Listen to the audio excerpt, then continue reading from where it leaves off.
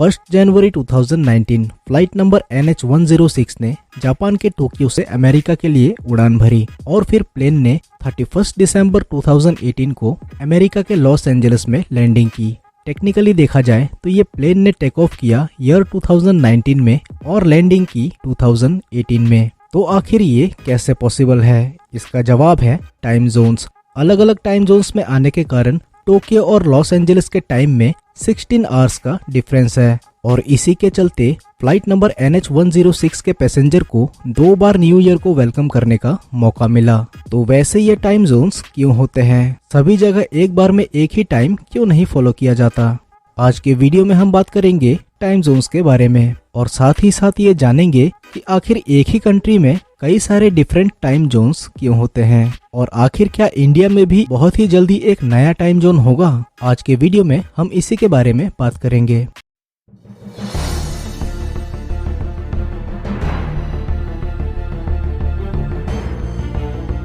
दोस्तों, हम सब ये तो जानते हैं कि हमारी धरती सूरज का चक्कर लगाती है। धरती को सूरज के एक चक्कर पूरा करने में 365 दिन लगते हैं। इस टाइम पीरियड को हम एक साल भी कहते हैं। लेकिन सूरज के चक्कर लगाने के साथ साथ हमारी धरती हमेशा ही अपने एक्सिस पर भी घूमती रहती है। धरती को अपने एक्सिस पर एक बार घूमने में 24 घंटे का समय लगता है, जिसे हम दिन और रात कहते हैं। और इसी कारण हर समय धरती की आधे हिस्से में ही सूरज की रोशनी रहती है, जिसे हम दिन कहते हैं, और बाकी के हिस्से में अंधेरा रहता है, जिसे हम रात कहते हैं। हम इंसानों की सभी एक्टिविटीज हमारे धरती के इसी टाइम टेबल को फॉलो करती है। चलिए एक बार के लिए सोचिए कि अगर हमारे सराउंडिंग्स में से क्लॉक, वॉचेस और हर वो चीज जो टाइम बताती है उन्हें हटा दिया जाए तो क्या होगा? आखिर हम समय का पता कैसे लगाएंगे? एंशिएंट टाइम में सैंड क्लॉक्स और सन की पोजीशन को देखकर टाइम का एस्टिमेशन किया जाता था, पर इस मेथड के कई सारे डिसएडवांटेजेस थे। इसमें एक्यूरेसी काफी कम हुआ करती थी और इसीलिए ये एक रिलायबल मेथड नहीं था। और फिर इसी टाइम को मेजर करने के लिए क्लॉक का इन्वेंशन किया गया। क्लॉक के यूज से हमें टाइम मेजर करने का रिलायबल मेथड मिला।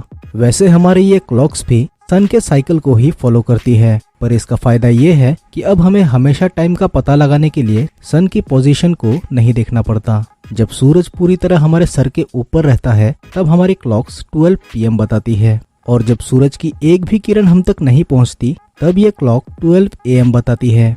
क्लॉक के इन्वेंशन ने हमारी एक प्रॉब्लम तो सॉल्व कर दी थी, लेकिन एक प्रॉब्लम अब भी बाकी थी। धरती की सभी ओर एक साथ दिन और रात नहीं होते और इसीलिए एक ही समय को सभी जगह फॉलो करना पॉसिबल नहीं था, और इसी प्रॉब्लम का सल्यूशन निकाला गया टाइम जोन, यानी कि अलग अलग लोकेशंस के हिसाब से हर लोकेशन का अलग टाइम। फॉर एग्जाम्पल, इंडिया में अगर दोपहर के 12 बजे हैं तो ये टाइम इंडियंस के लिए काम करने का होता है, वही अमेरिका में ये टाइम सोने का होता है। इसीलिए इंडिया और अमेरिका सेम टाइम फॉलो करे ये पॉसिबल नहीं है, और इसीलिए आज दुनिया में अलग अलग लोकेशंस पर अलग अलग टाइम जोन्स फॉलो किए जाते हैं। कई बार तो एक ही कंट्री में कई सारे अलग अलग टाइम जोन्स को फॉलो किया जाता है। अमेरिका में 6 और रशिया में 11 अलग अलग टाइम जोन्स को फॉलो किया जाता है। कोई भी कंट्री अगर काफी ज्यादा बड़ी होती है तो उसे अपनी जरूरत के हिसाब से अलग अलग टाइम जोन्स अडॉप्ट करने पड़ते हैं। फॉर एग्जाम्पल, अगर रशिया के सिटी व्लादिवोस्टोक में रिसेंटली 28 अगस्त का सनराइज हुआ है तो रशिया की कैपिटल मॉस्को में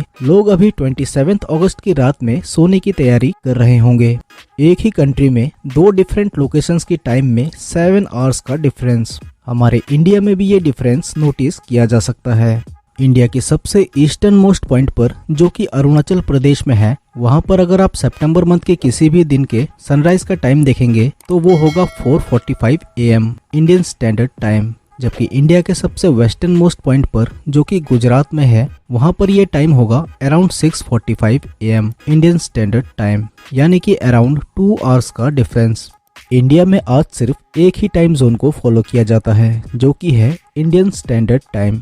ये टाइम प्रयागराज के मिर्जापुर में स्थित सेंट्रल लेबोरेटरी का एक्चुअल टाइम है। आपने कई बार इसे UTC+530 लिखा हुआ भी देखा होगा। यहाँ पर UTC एक अलग टाइम जोन है, यूनिवर्सल टाइम कोऑर्डिनेटेड। इस टाइम जोन को ईस्टर्न यूरोप के कुछ कंट्रीज जैसे डेनमार्क, UK, पोर्तुगल और स्पेन के साथ ही कुछ अफ्रीकन कंट्री जैसे घाना और लाइबेरिया में भी फॉलो किया जाता है। और साथ ही इसे दुनिया के बाकी सभी टाइम जोन्स को कंपेयर करने के लिए एक स्टैंडर्ड के रूप में भी यूज किया जाता है। अब जब इंडियन स्टैंडर्ड टाइम यूटीसी से एग्जैक्टली 5.5 आवर्स आगे है, इसीलिए इसे यूटीसी प्लस 530 भी लिखा जाता है। आपने ये कई बार पढ़ा होगा कि हमारे देश के नॉर्थ ईस्टर्न स्टेट्स उनके लिए एक नए टाइम जोन की डिमांड कर रहे हैं। उनके द्वारा ये डिमांड कई सालों से की जा रही है। नेशनल फिजिकल लेबोरेटरी NPL, जो इंडिया की स्टैंडर्ड मेजरमेंट लेबोरेटरी है, उसके द्वारा की गई एक स्टडी में ये सामने आया है कि इंडिया में 2 टाइम जोन्स होने से फायदा ही होगा। एक टाइम जोन नॉर्थ ईस्ट के लिए और एक टाइम जोन बाकी के सारे स्टेट्स के लिए।